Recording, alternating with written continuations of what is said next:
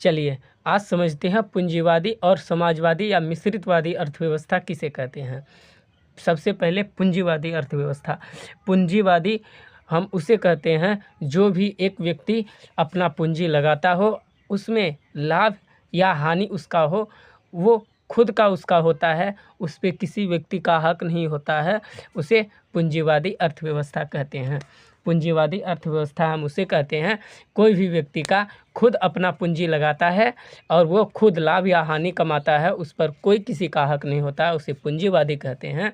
अब समझते हैं समाजवादी। समाजवादी अर्थव्यवस्था हम उसे कहते हैं जो भी कार्य हो सभी समाज के लिए हो या सभी समाज का हो, कुछ भी, तो उसे समाजवादी अर्थव्यवस्था कहते हैं।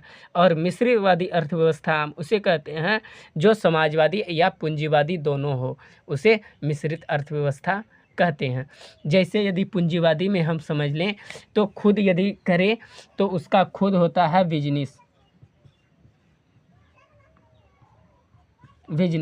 कोई भी चीज़ का बिजनेस करता है उसे खुद लाभ या हानि होता है, वो एक ही इंसान होता है, उसी का होता है।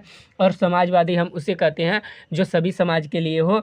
जैसे इसका मान लो कि यदि कुछ में लगाया, सरकार यदि रोड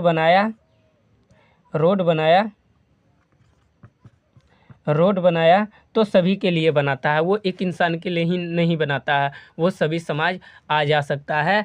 और मिश्रितवादी अर्थव्यवस्था हम उसे कहते हैं जैसे हो जाता है ब्लॉक